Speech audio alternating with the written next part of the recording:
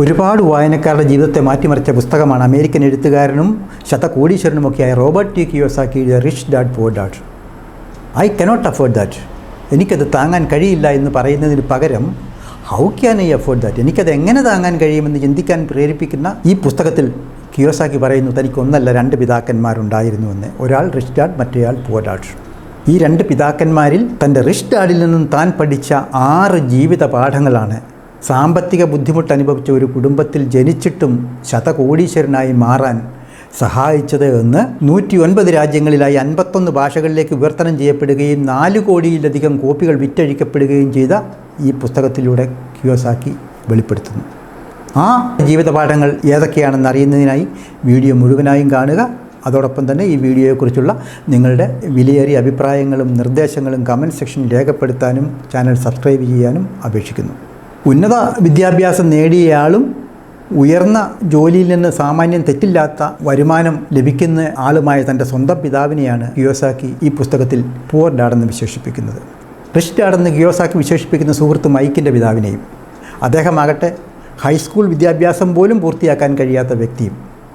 ഉന്നത വിദ്യാഭ്യാസവും ഉയർന്ന ജോലിയിൽ നിന്നുള്ള വരുമാനവുമൊക്കെ ഉണ്ടായിട്ടും ജീവിതകാലം മുഴുവൻ സാമ്പത്തികമായി ബുദ്ധിമുട്ട് അനുഭവിച്ച് മരണസമയത്ത് കുടുംബത്തിന് വേണ്ടി കടബാധ്യതകൾ മാത്രം അവശേഷിപ്പിച്ചാണ് കിയോസാക്കിയുടെ സ്വന്തം പിതാവ്, അതായത് പുവർ ഡാഡ്, ഈ ലോകത്തോട് യാത്ര പറഞ്ഞത്.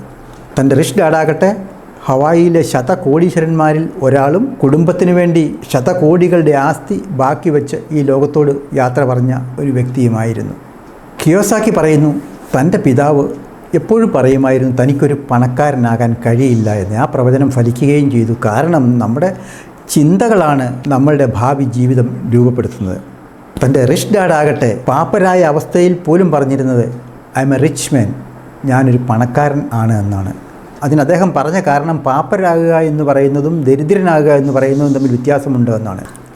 പാപ്പരാകുക എന്നൊരു താൽക്കാലിക പ്രതിഭാസമാണെങ്കിൽ ദരിദ്രനാകുക എന്നത് സ്ഥിരമായ ഒരു അവസ്ഥയാണ്. സ്കൂളിൽ പഠിക്കുന്ന കാലത്ത് തനിക്കുണ്ടായ ഒരു ദുരനുഭവത്തിൽ നിന്നാണ് തനിക്കും ധനവാനാകണമെന്ന ചിന്ത കിയോസാക്കിയുടെ മനസ്സിൽ ഉടലെടുക്കുന്നത്. വർഷം 1956. കിയോസാക്കിക്ക് അന്ന് പ്രായം 9 വയസ്സ്. ധനവാന്മാരുടെ മക്കൾ പഠിക്കുന്ന അതേ പബ്ലിക് സ്കൂളിൽ തന്നെയാണ് സാഹചര്യവശാൽ കിയോസാക്കിയും പഠിക്കാനിടയായത്. തൻ്റെ പിതാവ് ഒരു സമ്പന്നനല്ല എന്ന ഒറ്റ കാരണത്താൽ സമ്പന്ന ഗ്രഹങ്ങളിൽ നിന്നുള്ള കുട്ടികൾ തന്നിൽ നിന്നും അകലം പാലിക്കുന്നതായി കിയോസാക്കി മനസ്സിലാക്കി.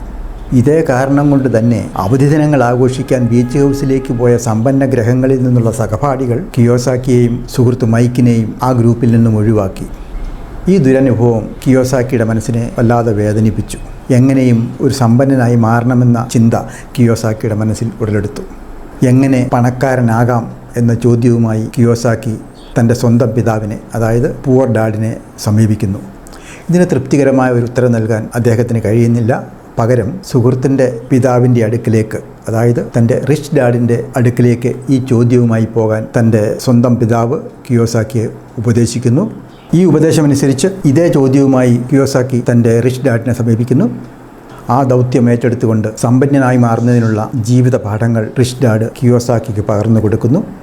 അങ്ങനെ പകർന്നു കൊടുത്ത ജീവിത പാഠങ്ങളിൽ പ്രധാനപ്പെട്ട 3 ജീവിത പാഠങ്ങളാണ് ഈ വീഡിയോയിൽ ഉൾപ്പെടുത്തിയിട്ടുള്ളത്. ഒന്നാമത്തെ പാഠം, the rich don't work for മണി.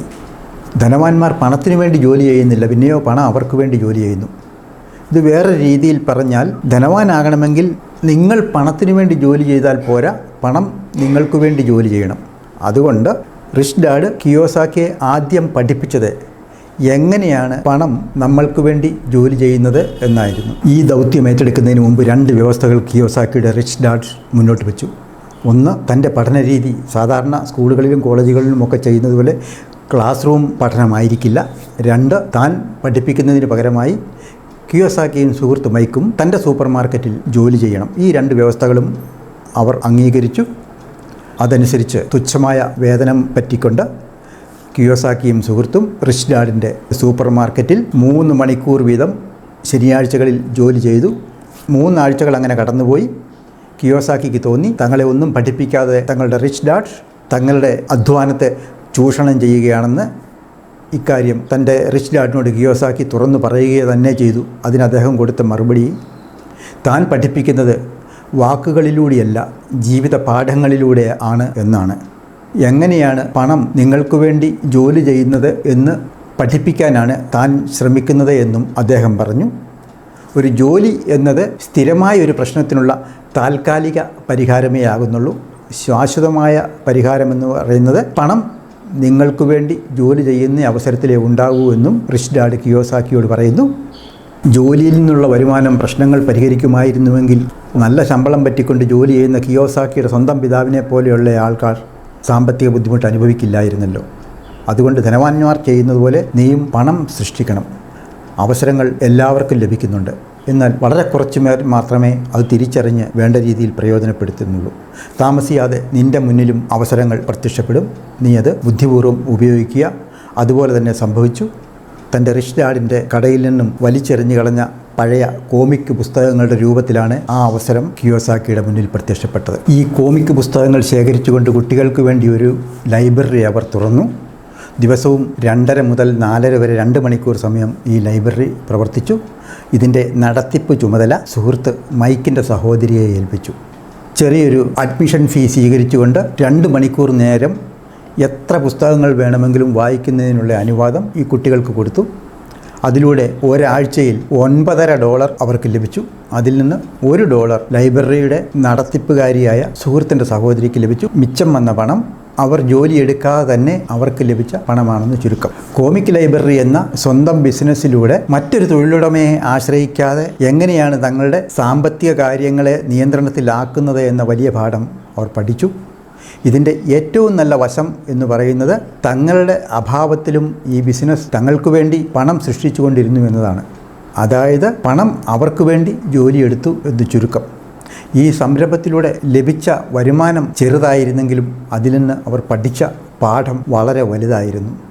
ഈ പാഠം കിയോസാക്കിയുടെ മനസ്സിൽ സൃഷ്ടിച്ച സാമ്പത്തിക അടിത്തറയിൽ നിന്നുകൊണ്ടാണ് ശതകോടീശ്വരനായി അദ്ദേഹം പിന്നീട് വളർന്നത്. തൻ്റെ റിച്ച് ഡാഡിൽ നിന്നും കിയോസാക്കി പഠിച്ച രണ്ടാമത്തെ പാഠം എന്താണ് ഫിനാൻഷ്യൽ ലിറ്ററസി അഥവാ സാമ്പത്തിക സാക്ഷരത എന്നതാണ്. സാമ്പത്തിക സാക്ഷരതയുടെ അഭാവത്തിൽ എന്താണ് സംഭവിക്കുക എന്ന് സൂചിപ്പിക്കുന്നതിന് കിയോസാക്കി ഒരു സംഭവ കഥയിലേക്ക് വിരൽ ചൂണ്ടുന്നു. 1923 ചിക്കാഗോയിൽ ഒരു വൻകിട ഹോട്ടലിൽ നടന്ന ഒരു ബിസിനസ് മീറ്റിങ്ങിൻ്റെ കാര്യമാണ് കിയോസാക്കി സൂചിപ്പിക്കുന്നത്. ആ മീറ്റിങ്ങിൽ പങ്കെടുത്തത് ലോകത്തിലെ തന്നെ ഏറ്റവും സമ്പന്നരായ ബിസിനസ്സുകാരായിരുന്നു. എന്നാൽ 25 വർഷങ്ങൾക്ക് ശേഷം ലഭിച്ച ഒരു റിപ്പോർട്ട് അനുസരിച്ച് ആ ബിസിനസ്സിൽ പങ്കെടുത്ത പലരും പിന്നീട് കടക്കെണിയിലകപ്പെട്ട് ദരിദ്രരായി മാറി. ചിലരൊക്കെ കടം വീട്ടാൻ കഴിയാതെ കേസിലകപ്പെട്ട് ജയിലറകൾക്കുള്ളിലായി. മറ്റു ചിലരെ മാനസിക വിഭ്രാന്തി പിടികൂടി. വേറെ ചിലരാകട്ടെ ആത്മഹത്യയിൽ അഭയം തേടി. സാമ്പത്തിക സാക്ഷരത അഥവാ ഫിനാൻഷ്യൽ ലിറ്ററസിയുടെ അഭാവമാണ് ഈ ദുരവസ്ഥ സൃഷ്ടിച്ചതെന്ന് കിയോസാക്കി ഊന്നിപ്പറയുന്നു. നിങ്ങൾ എത്ര പണം ഉണ്ടാക്കുന്നു എന്നതല്ല, എത്ര പണം സൂക്ഷിക്കുന്നു എന്നതാണ് പ്രധാനമെന്ന് പറഞ്ഞുകൊണ്ട് കിയോസാക്കി പറയുന്നത് ഒരു ബിസിനസ്സിൽ വിജയിക്കണമെങ്കിൽ സാമ്പത്തിക സാക്ഷരത കൂടിയേ തീരൂ എന്നാണ്. എങ്ങനെയാണ് പണക്കാരനാകുന്നത് എന്ന ചോദ്യവുമായി വർഷങ്ങൾക്ക് മുമ്പ് 9 വയസ്സുള്ള റോബർട്ട് കിയോസാക്കി തൻ്റെ റിച്ച് ഡാഡിനെ സമീപിച്ചപ്പോൾ റിച്ച് ഡാഡ് കിയോസാക്കിക്ക് നൽകിയ അതേ ഉത്തരമാണ് ഇന്ന് ശതകോടീശ്വരനായി മാറിയതിനു ശേഷം കിയോസാക്കി തന്നെ ഈ ചോദ്യവുമായി സമീപിക്കുന്നവർക്ക് നൽകുന്നത്. അസറ്റും ലയബിലിറ്റിയും തമ്മിലുള്ള വ്യത്യാസം മനസ്സിലാക്കുക. ഈ വ്യത്യാസം മനസ്സിലാക്കാൻ കഴിയാത്തവരുടെ സമ്പത്ത് നിലനിൽക്കില്ല എന്ന് കിയോസാക്കി പറയുന്നു. എന്താണ് അസറ്റ്? എന്താണ് ലയബിലിറ്റി? എന്താണ് അസറ്റ് അഥവാ ആസ്തി? എന്താണ് ലയബിലിറ്റി അഥവാ ബാധ്യത? നിങ്ങളുടെ പോക്കറ്റിലേക്ക് പണം എത്തിക്കുന്നത് എന്തോ അതാണ് അസറ്റ്. പോക്കറ്റിൽ നിന്നും പണം എടുക്കുന്നത് ലയബിലിറ്റിയും. ധനവാനാകണമെങ്കിൽ അസറ്റുകൾ സമ്പാദിക്കുകയാണ് വേണ്ടത്. അസറ്റും ലയബിലിറ്റിയും തമ്മിലുള്ള വ്യത്യാസം അറിയാവുന്നതുകൊണ്ട് ധനവാന്മാർ അസറ്റുകൾ വാരിക്കൂട്ടുന്നു. എന്നാൽ ഈ തിരിച്ചറിവില്ലാത്തതുകൊണ്ട് ഇടത്തരക്കാരും ദരിദ്രരും അസറ്റുകളാണെന്ന തെറ്റിദ്ധാരണയിൽ ലയബിലിറ്റികൾ സമ്പാദിക്കുന്നു. ഫലമോ അവരുടെ സമ്പത്ത് നിലനിൽക്കുന്നില്ല. എന്താണ് ഇതിനൊരു പരിഹാരം? അല്ലെങ്കിൽ എങ്ങനെയാണ് അസറ്റും ലയബിലിറ്റിയും തമ്മിൽ തിരിച്ചറിയുക? അതിന് ഫിനാൻഷ്യൽ ലിറ്ററസി അഥവാ സാമ്പത്തിക സാക്ഷരത ഉണ്ടാകണം. ഇനി എന്താണ് സാമ്പത്തിക സാക്ഷരത? ഫിനാൻഷ്യൽ സ്റ്റേറ്റ്മെൻറ്റ് അഥവാ സാമ്പത്തിക പ്രസ്താവനകൾ വായിക്കാനും മനസ്സിലാക്കാനുമുള്ള കഴിവാണ് ഫിനാൻഷ്യൽ ലിറ്ററസി അഥവാ സാമ്പത്തിക സാക്ഷരത എന്ന് ഒറ്റ വാക്കിൽ ഉത്തരം പറയാം.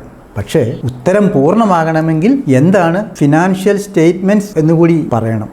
ഫിനാൻഷ്യൽ സ്റ്റേറ്റ്മെൻറ്റ്സ് പ്രധാനമായും 3 എണ്ണമാണുള്ളത്. ഒരു ബിസിനസ്സിൻ്റെ ശക്തിയും ബലഹീനതയും അതിൻ്റെ ഫിനാൻഷ്യൽ സ്റ്റേറ്റ്മെൻറ്റ്സ് ആണ് കാണിക്കുന്നത്. ഫിനാൻഷ്യൽ സ്റ്റേറ്റ്മെൻറ്റ്സ് പ്രധാനമായും 3 എണ്ണമാണുള്ളത്. 1 balance sheet, 2 income statement, 3 cash flow statement. Income സ്റ്റേറ്റ്മെൻറ്റിൽ ഇൻകവും എക്സ്പെൻസും തമ്മിലുള്ള താരതമ്യമാണ് കാണിക്കുന്നത്. അത് വരവും ചെലവും തമ്മിൽ. നമ്മുടെ പോക്കറ്റിലേക്ക് പണം വരുന്നതിന് ഇൻകം എന്നും പോക്കറ്റിൽ നിന്ന് പണം പോകുന്നതിന് എക്സ്പെൻസ് എന്നും പറയുന്നു. ബാലൻസ് ഷീറ്റിലാകട്ടെ അസറ്റും ലയബിലിറ്റിയും തമ്മിലുള്ള താരതമ്യമാണ് കാണിക്കുന്നത്. ക്യാഷ് ഫ്ലോ അഥവാ പണമൊഴുക്ക് എന്നതുകൊണ്ട് ഉദ്ദേശിക്കുന്ന ഒരാൾ എങ്ങനെയാണ് പണം കൈകാര്യം ചെയ്യുന്നത് എന്നതിനെയാണ്. അസറ്റുകൾ എങ്ങനെയാണ് നമ്മൾക്ക് വേണ്ടി പണം സമ്പാദിക്കുന്നതെന്നും ലയബിലിറ്റി മൂലം നമ്മുടെ കയ്യിൽ നിന്ന് എങ്ങനെയാണ് പണം നഷ്ടമാകുന്നത് എന്നും ക്യാഷ് ഫ്ലോ സ്റ്റേറ്റ്മെൻറ്റിൽ നിന്ന് നമുക്ക് മനസ്സിലാക്കാൻ കഴിയും. ഇനി പാവപ്പെട്ടവർ, ഇടത്തരക്കാർ, ധനവാന്മാർ, ഈ 3 വിഭാഗക്കാരുടെ ക്യാഷ് ഫ്ലോ പാറ്റേൺ, അതായത് പണമൊഴുക്ക് രീതി എങ്ങനെയാണെന്ന് നമുക്കൊന്ന് പരിശോധിക്കാം. ഇൻകം സ്റ്റേറ്റ്മെൻറ്റിൻ്റെയും ബാലൻസ് ഷീറ്റിൻ്റെയും സഹായത്താലാണ് ഇത് ഇവിടെ വിവരിക്കുന്നത്. നമ്മൾ ഈ കാണുന്ന ഈ ചിത്രം ഒരു പാവപ്പെട്ടവൻ്റെ ക്യാഷ് ഫ്ലോ പാറ്റേൺ ആണ്, അതായത് പണമൊഴുക്ക് രീതി. ഇതിൽ മുകൾ വശത്ത് കാണുന്ന ആ ഭാഗമാണ് ഇൻകം സ്റ്റേറ്റ്മെൻറ്റ്, താഴെ ബാലൻസ് ഷീറ്റും. ഇവിടെ ഇൻകമായി, അത് വരവ് ആയി ഈ ആളുടെ ജോലിയിൽ നിന്നുള്ള വരുമാനം മാത്രമേ ഉള്ളൂ. ആ വരുമാനം മുഴുവനും അവരുടെ നിത്യ ചെലവുകൾക്കായി ഉപയോഗിക്കുകയും ചെയ്യുന്നു. പാവപ്പെട്ടവനെന്നോ പണക്കാരനെന്നോ ഇടത്തരക്കാരനോ വ്യത്യാസമില്ലാതെ അവരുടെ ദൈനംദിന ചെലവുകൾക്ക് ആവശ്യമായ പണം നീക്കി വെക്കേണ്ടതുണ്ടല്ലോ. ഒരു പാവപ്പെട്ടവനെ സംബന്ധിച്ചിടത്തോളം അവന് കിട്ടുന്ന ആ വരുമാനം എന്ന് പറയുന്നത് ഈ ചെലവുകൾക്കായി മാത്രമേ തികയുന്നുള്ളൂ. ഇനി ഒരു ഇടത്തരക്കാരൻ്റെ ക്യാഷ് ഫ്ലോ പാറ്റേൺ ആണ് നമ്മൾ ഈ ചിത്രത്തിൽ കാണുന്നത്. മുമ്പ് പറഞ്ഞ ഈ ഒരു പാവപ്പെട്ടവൻ്റെ ക്യാഷ് ഫ്ലോ പാറ്റേണിൽ നിന്നും വ്യത്യസ്തമായി ഇവിടെ ലയബിലിറ്റി, അതായത് ബാധ്യത കോളത്തിലും ചില ഐറ്റംസ് കാണിച്ചിട്ടുണ്ട്. ഇവിടെയും വരുമാനം സാലറിയിൽ നിന്ന് മാത്രമേ ഉള്ളൂ. ആ വരുമാനം പാവപ്പെട്ടവൻ്റെ കാര്യത്തിൽ പറഞ്ഞതിൽ അധികമായി ലയബിലിറ്റിക്ക് ആവശ്യമായ ചെലവുകൾക്കുമായും എടുക്കേണ്ടി വരുന്നു. അങ്ങനെ അവരുടെ ആ വരുമാനത്തിൽ നിന്നുള്ള ആ പണം മുഴുവൻ പുറത്തേക്ക് പോകുന്നു. പലപ്പോഴും ഈ പണം തികയുന്നില്ല എന്ന് മാത്രമല്ല, കടബാധ്യതയിലും അകപ്പെടുന്നു. ഈ ചിത്രത്തിൽ നാം കാണുന്നത് ഒരു ധനവാന്റെ ക്യാഷ് ഫ്ലോ പാറ്റേൺ ആണ്. നോക്കുക, ഇവിടെ ഇൻകം അവൻ്റെ അസറ്റുകളിൽ നിന്നാണ്. ഈ അസറ്റുകളിൽ നിന്നുള്ള വരുമാനം അവൻ്റെ ചെലവുകൾ നിർവഹിക്കുന്നതിന് പര്യാപ്തമാകുന്നു. പലപ്പോഴും ഈ അസറ്റുകളിൽ നിന്നുള്ള വരുമാനം അവരുടെ ദൈനംദിന ചെലവുകൾ നിർവഹിച്ചതിന് ശേഷവും മിച്ചം വരുന്ന അവസ്ഥയിൽ വരുന്നു. ആ മിച്ചം വരുന്ന പണം ഉപയോഗിച്ച് വീണ്ടും അസറ്റുകൾ സമ്പാദിക്കുന്നു. അങ്ങനെ വരുമ്പോൾ കിട്ടുന്ന വരുമാനം അവൻ്റെ തുടർന്നുള്ള ജീവിതം സാമ്പത്തികമായി സുരക്ഷിതമായി മുന്നോട്ട് കൊണ്ടുപോകുന്നതിന് സഹായകമായിരുന്നു. അങ്ങനെയുള്ള അവസ്ഥയാണ് ഫിനാൻഷ്യൽ ഇൻഡിപെൻഡൻസ് അഥവാ സാമ്പത്തിക സ്വാതന്ത്ര്യം എന്ന് പറയുന്നത്. അതായത് നമ്മൾ ഇന്ന് ജോലി ഉപേക്ഷിക്കുന്നു എന്ന് കരുതുക. ഇതുവരെയുള്ള സമ്പാദ്യം കൊണ്ട് നമ്മൾക്ക് ഇനി എത്ര കാലം മുന്നോട്ട് ജീവിക്കാൻ കഴിയും? അതാണ് നിങ്ങളുടെ വെൽത്ത് അഥവാ സ്വത്ത്. ഈ സ്വത്ത് നമ്മളുടെ ശിഷ്ടകാലത്തേക്ക് പൂർണ്ണമായും തികയുന്ന അവസ്ഥ സംജാതമാകുമ്പോഴാണ് നമ്മൾ ഫിനാൻഷ്യലി ഇൻഡിപെൻഡൻ്റ് അഥവാ സാമ്പത്തിക സ്വാതന്ത്ര്യം നേടി എന്ന് പറയാവുന്നത്. കിയോസാക്കി റിച്ച് ഡാഡ് പഠിപ്പിച്ച 3ാമത്തെ പാഠം മൈൻഡ് യുവർ ഓൺ ബിസിനസ്. നിങ്ങൾ നിങ്ങളുടെ സ്വന്തം കാര്യം ശ്രദ്ധിക്കുക. പ്രൊഫഷനും ബിസിനസ്സും തമ്മിലുള്ള വ്യത്യാസം അവതരിപ്പിച്ചുകൊണ്ടാണ് കിയോസാക്കി ഈ പാഠം വിശദീകരിക്കുന്നത്. നിങ്ങൾ മറ്റൊരു തൊഴിലുടമയുടെ കീഴിൽ ജോലി ചെയ്യുമ്പോൾ അത് നിങ്ങളുടെ പ്രൊഫഷനാണ്. അങ്ങനെയുള്ള ആ പ്രൊഫഷനിലൂടെ നിങ്ങൾ തൊഴിലുടമയുടെ ബിസിനസ് കെട്ടിപ്പടുക്കാൻ സഹായിക്കുകയാണ്. കിയോസാക്കി പറയുന്നു, സാമ്പത്തിക ബുദ്ധിമുട്ട് അനുഭവിക്കുന്നതിനുള്ള പ്രധാന കാരണം പലരും അവരുടെ തൊഴിലിന് പ്രാധാന്യം കൊടുത്തുകൊണ്ട് ആയുസിൻ്റെ ഭൂരിഭാഗവും മറ്റൊരാളുടെ കീഴിൽ ജോലി ചെയ്യുന്നത് കൊണ്ടാണ് എന്നാണ്. അതുകൊണ്ട് മൈൻഡ് യുവർ ഓൺ ബിസിനസ് എന്ന് പറയുന്നതിലൂടെ കിയോസാക്കി ഉദ്ദേശിക്കുന്നത് ആയുസിൻ്റെ ഭൂരിഭാഗവും മറ്റൊരാളുടെ കീഴിൽ ജോലി ചെയ്യാതെ അസറ്റുകൾ സമ്പാദിച്ചുകൊണ്ട് നിങ്ങൾ നിങ്ങളുടേതായ ബിസിനസ് കെട്ടിപ്പടുക്കുവാൻ കൂടി ശ്രമിക്കണം എന്നുള്ളതാണ്. ഇടത്തരക്കാരൻ മറ്റൊരാളുടെ കീഴിൽ ജോലി ചെയ്യുമ്പോൾ അവൻ്റെ സമയവും അധ്വാനവും തൊഴിലുടമയുടെ ബിസിനസ് കെട്ടിപ്പടുക്കുന്നതിന് വേണ്ടി ഉപയോഗിക്കുകയാണ് എന്ന് അവരറിയുന്നില്ല. അതേസമയം പണക്കാർ അവരുടെ സ്വന്തം ബിസിനസ് കെട്ടിപ്പടുക്കുന്നു. അതിനായി അവർ അസറ്റുകൾ സമ്പാദിക്കുന്നു. ഈ അസറ്റുകളിൽ നിന്നുള്ള വരുമാനമാണ് അവരെ പണക്കാരായി നിലനിർത്തുന്നത്. നിങ്ങളുടെ അസറ്റുകളിൽ നിന്ന് ലഭിക്കുന്ന ഓരോ രൂപയും നിങ്ങൾക്ക് വരുമാനം നേടിത്തരുന്ന നിങ്ങളുടെ ജോലിക്കാരാണ്. പണത്തെ സംബന്ധിച്ചുള്ള ഏറ്റവും നല്ല കാര്യമെന്ന് പറയുന്നത് 24 മണിക്കൂറും അത് നിങ്ങൾക്ക് വേണ്ടി ജോലി ചെയ്യുന്നു എന്നുള്ളതാണ്. ഇടത്തരക്കാരൻ്റെയും പാവപ്പെട്ടവൻ്റെയും തൊഴിലിൽ നിന്നുള്ള വരുമാനമാണ് അവൻ്റെ ഇൻകം സ്റ്റേറ്റ്മെൻറ്റിൽ സ്ഥാനം പിടിക്കുക. ഈ വരുമാനമാകട്ടെ അവരുടെ ലയബിലിറ്റീസിന് വേണ്ടി ചെലവഴിക്കേണ്ടതായിട്ടും വരുന്നു. എന്നാൽ ഒരു പണക്കാരൻ്റെ ബിസിനസ്സിൽ നിന്നുള്ള വരുമാനം അവൻ്റെ ബാലൻസ് ഷീറ്റിൻ്റെ അസറ്റ് കോളത്തിൽ സ്ഥാനം പിടിക്കുന്നു. ഈ അസറ്റുകളിൽ നിന്നുള്ള വരുമാനമാണ് വീണ്ടും ഇൻകം സ്റ്റേറ്റ്മെൻറ്റിൽ വരുന്നത്. അതായത് പണക്കാരൻ തൊഴിൽ ചെയ്യാതെ തന്നെ അവൻ്റെ അസറ്റുകൾ അവന് വേണ്ടി പണം സമ്പാദിക്കുന്നു. അതുകൊണ്ട് കിയോസാക്കി പറയുന്നു, നിങ്ങളുടെ തൊഴിൽ നിലനിർത്തിക്കൊണ്ട് തന്നെ നിങ്ങൾ ബുദ്ധിപൂർവ്വം റിയൽ അസറ്റ്സ്, അതായത് യഥാർത്ഥ അസറ്റുകൾ വാങ്ങിക്കൂട്ടി നിങ്ങളുടെ സ്വന്തം ബിസിനസ് കെട്ടിപ്പടുക്കുക എന്ന്. അതോടൊപ്പം തന്നെ നിങ്ങളുടെ ബാധ്യതകളും ചെലവുകളും കുറച്ചും കൊണ്ടുവരിക. റിയൽ അസറ്റ്സ് ഏതൊക്കെയാണെന്ന് തിരിച്ചറിയുന്നതിന് ഫിനാൻഷ്യൽ ലിറ്ററസി, അതായത് സാമ്പത്തിക സാക്ഷരത ആവശ്യമാണെന്ന് നാം കണ്ടു കഴിഞ്ഞു. അപ്പോൾ ആ റിയൽ അസറ്റ്സ് ഏതൊക്കെയാണെന്ന് ചില ഉദാഹരണങ്ങൾ കിയോസാക്കി ഇതിൽ നൽകുന്നുണ്ട്. ഒന്ന്, നിങ്ങളുടെ സാന്നിധ്യം ആവശ്യമില്ലാത്ത ബിസിനസ്സുകൾ. അതായത് ആ ബിസിനസ് നിങ്ങളുടെ ഉടമസ്ഥതയിൽ ഉള്ളതാണെങ്കിലും അവിടെ നിങ്ങൾ തൊഴിലെടുക്കേണ്ടതായി വരുന്നില്ല. നിങ്ങളവിടെ തൊഴിലെടുക്കുമ്പോൾ അത് നിങ്ങളുടെ പ്രൊഫഷനേ ആകുന്നുള്ളൂ, നിങ്ങളുടെ ബിസിനസ് ആകുന്നില്ല. 2, ഓഹരികളും കടപ്പത്രങ്ങളും. 3, ഇൻകം നൽകുന്ന റിയൽ എസ്റ്റേറ്റ്സ്. 4, ബൗദ്ധിക സ്വത്തുക്കൾ, ഈ മ്യൂസിക്, സ്ക്രിപ്റ്റ് ഇതുപോലെയുള്ള വസ്തുക്കളിൽ നിന്നുമുള്ള വരുമാനം അല്ലെങ്കിൽ റോയൽറ്റി. പിന്നെയുള്ളത് യൂട്യൂബ്, വെബ്സൈറ്റ് തുടങ്ങിയവ പോലെയുള്ളവയിൽ നിന്നും ലഭിക്കുന്ന വരുമാനം. ഇവയൊക്കെയാണ് യഥാർത്ഥ അസറ്റ്സ് എന്ന രീതിയിൽ കിയോസാക്കി ഇതിനകത്ത് നൽകുന്ന ഉദാഹരണം. നമ്മുടെ വരുമാനം ordinary earned income, passive income, portfolio income എന്നിങ്ങനെ 3 തരത്തിലുള്ളതാണ്. ഇതിൽ ഓർഡിനറി ഏൺഡ് ഇൻകം അഥവാ ആർജിത വരുമാനം എന്ന് പറയുന്നത് നമുക്ക് നമ്മളുടെ ജോലിയിൽ നിന്നും ലഭിക്കുന്ന വരുമാനമാണ്. മറ്റ് 2 വരുമാനങ്ങൾ, അതായത് പാസീവ് ഇൻകം അഥവാ നിഷ്ക്രിയ വരുമാനവും പോർട്ട്ഫോളിയോ ഇൻകവും നമ്മളുടെ അസറ്റുകൾ നമുക്ക് നൽകുന്ന വരുമാനമാണ്. കിയോസാക്കി പറയുന്നു, നിങ്ങൾ ധനവാനാകാൻ ആഗ്രഹിക്കുന്നുവെങ്കിൽ എത്രയും പെട്ടെന്ന് നിങ്ങളുടെ ഏൺഡ് ഇൻകത്തെ പാസീവ് ഇൻകവും പോർട്ട്ഫോളിയോ ഇൻകവുമായി മാറ്റണമെന്ന്. ഒപ്പം ഒരു ഓർമ്മപ്പെടുത്തലും, ബിൽഗേറ്റ്സിനെയും ഇലോൺ മസ്കിനെയും പോലെയുള്ളവരെ ലോകത്തിലെ ഏറ്റവും വലിയ ധനവാന്മാരാക്കി മാറ്റിയത് അവരുടെ ഏൺഡ് ഇൻകം അല്ല, പിന്നെയോ അവരുടെ പാസീവ് ഇൻകവും പോർട്ട്ഫോളിയോ ഇൻകവും ആണെന്ന്.